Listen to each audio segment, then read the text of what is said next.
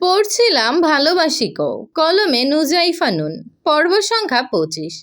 পাপড়ি সারা রাত আমার সাথে ছিল। পরিচিত কণ্ঠস্বর শুনে আমি পেছন ফিরে দেখি আমার ফ্রেন্ড রুশো দাঁড়িয়ে রয়েছে। রুশোকে দেখে আমার চোখ দুটো কোটর থেকে বেরিয়ে আসার উপক্রম হয়। রুশো চোখের ইশারায় আমাকে আশ্বস্ত করে। বুঝতে পারি এটা পরাগ ভাইয়ের কাজ।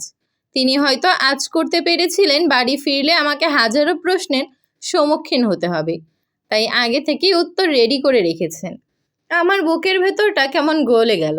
যে মানুষটা রাগে ক্ষোভে কখনো কখনো কঠিন হয়ে ওঠেন, সেই তিনি আবার আমার সম্মান রক্ষার জন্য এমন নিখুঁতভাবে ভেবে রেখেছেন সব কিছু। এখন বুঝতে পারছি পরাগ ভাই কেন আমাকে বাস টার্মিনালে নামিয়ে দিয়েছিলেন। আমরা দুজনে একসাথে মোহাম্মদপুর থেকে ফিরলেও দুজন একসাথে বাড়ি ফিরিনি।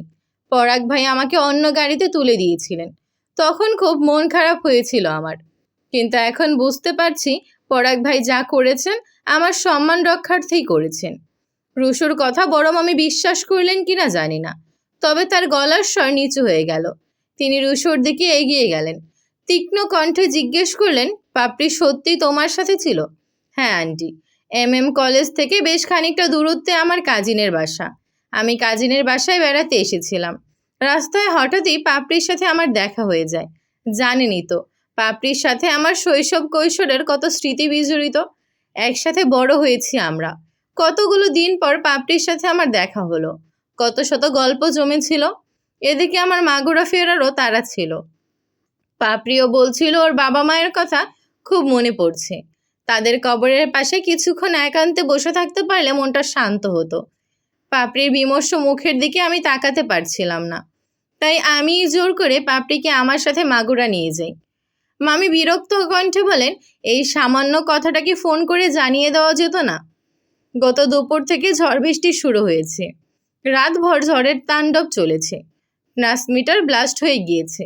গাছপালা পড়ে বৈদ্যুতিক তার ছিন্ন ভিন্ন হয়ে গিয়েছে। সবার ফোনের ব্যাটারি ডাউন ছিল। সরি আন্টি, আমার জন্য আপনাদের রাতভর টেনশনে কাটাতে হলো। মামি ভালো মন্দ কিছু বলার আগেই বড় মামা এগিয়ে এলেন। মামির চোখে চোখ রেখে ক্রুদ্ধ স্বরে বললেন, শেষ পর্যন্ত তোমার আসল রূপটা দেখিয়েই দিলে নয়না। ছি নয়না, ছি। আমি তোমার থেকে এটা আশা করিনি। না জেনে শুনে বাপ মা মরা একটা মেয়ের গায়ে কলঙ্ক লেপন করে দিলে। পাপড়ির নামে খারাপ অপবাদ দেওয়ার আগে একটা বারের জন্য তোমার কণ্ঠ কেঁপে উঠল না? এত সহজে নিজের অতীত ভুলে গেলে? মনে আছে যখন পরাগের জন্ম হয়, তখন তুমি মৃত্যুর সাথে পাঞ্জা লড়ছিলে। ছোট্ট ছেলেটা মায়ের আদর পাওয়ার জন্য মরিয়া হয়ে উঠেছিল। তখন আমার বোন ছেলেটাকে বুকে টেনে নিয়েছিল। চাঁদনি তখন অবিবাহিত ছিল। সে অবিবাহিত একটা মেয়ে হয়েও পরাগের হাগুমতো সবটা নিজে পরিষ্কার করেছে। মায়ের আদর ভালোবাসা দিয়েছে। সেই ভালোবাসার প্রতিদান তুমি আজ এভাবে দিলে। আজ তুমি প্রমাণ করে দিলে এক গাছের ছাল যেমন অন্য গাছে লাগে না, তেমনি পর কখনোই আপন হয় না, পর পরই হয়। মামি কিছু বললেন না, অপরাধীর ন্যায় ঠায় দাঁড়িয়ে রইলেন। এর মধ্যেই পরাগ ভাইয়ের আগমন ঘটল। তিনি ভ্রু কুঁচকে জিজ্ঞেস করলেন, কি হয়েছে? বড় মামা বড় মামি কিছু বললেন না দেখে ছোট মামা মুখ খুললেন। আর বলিস না বাপ, তোর মতো পাপড়িও গতকাল থেকে বাড়ি ফেরেনি। কলেজ থেকেই মাগুরা গিয়েছিল। তুই তো ফোন করে জানিয়ে দিয়েছিলি যে তুই এক কাজে আটকে গিয়েছিস, রাতে ফিরতে পারবি না। কিন্তু পাপড়ি সেটা বলেনি। আমরা সারা রাত টেনশনে ঘুমাতে পারিনি। ভাইয়া তো ভেবেছিল থানায় যাবে মিসিং ডায়েরি করতে। পরাগ ভাই এমন একটা ভান করলেন যেন তিনি কিছুই জানেন না। এত বড় হয়েছিস অথচ এখনো মাথায় গোবর নিয়ে ঘুরে বেড়াস। তুই মাগুরা গিয়েছিস ভালো কথা, কিন্তু এটা বাড়িতে বলে যাবি না। নেক্সট টাইম কোথাও যাওয়ার আগে বাড়িতে জানিয়ে যাবি। আমি মাথা নাড়িয়ে সম্মতি জানালাম। বড় মামা বিরক্ত স্বরে বললেন, সবার জেরা করা শেষ হলে প্লিজ মেয়েটাকে একটু বিশ্রাম নিতে দাও। চোখ মুখ দেখেই বোঝা যাচ্ছে মেয়েটা বড্ড ক্লান্ত। বড় মামার কথা শুনে মামি কিচেনে চলে যান, কিন্তু তার চোখে এখনো সন্দেহ প্রকাশ পাচ্ছে। আমি বেশ বুঝতে পারছি ব্যাপারটা এখানেই শেষ হয়নি। রুশু নিঃশব্দে আমার হাতটা চেপে ধরল, আমাকে আশ্বাস দিল, চিন্তা করিস না, আমি আছি তো। আমার চোখের কোণে জল জমে গেল। পুষ্পা আপু পরম মমতায় আমার চোখের পানি মুছে দিলেন। কোমল স্বরে বললেন, কোনো কান্নাকাটি নয় পাপড়ি, যা নিজের রুমে গিয়ে ফ্রেশ হয়ে নে। মেহমান সাথে নিয়ে এসেছিস, তার আপ্যায়ন করতে হবে তো। আমি মৃদু হেসে রুশুকে আমার রুমে নিয়ে আসি। রুশু আমাকে কিছু বলার সুযোগ না দিয়েই বলে ওঠে, আমার মনে হয় পরাগ ভাই তোকে ভালোবাসেন, কিন্তু মুখে স্বীকার করেন না। রুষোর কথা শুনে চমকে উঠি আমি। তবে রুষোর কথাটাও ফেলে দেওয়ার মতো নয়। মাঝে মাঝে আমারও মনে হয় পরাগ ভাই আমাকে ভালোবাসেন, কিন্তু পরক্ষণেই আবার মনে হয় এটা আমার মনের ভুল। আমাকে ভালোবাসলে তিনি কখনোই দ্বিতীয় বিয়ে করতে চাইতেন না। কিরে, কোথায় হারিয়ে গেলি? আমি শুধু বলেছি পরাগ ভাই তোকে ভালোবাসেন, তুই আবার কল্পনায় তার সাথে বাসর টাসর সেরে ফেললি নাকি?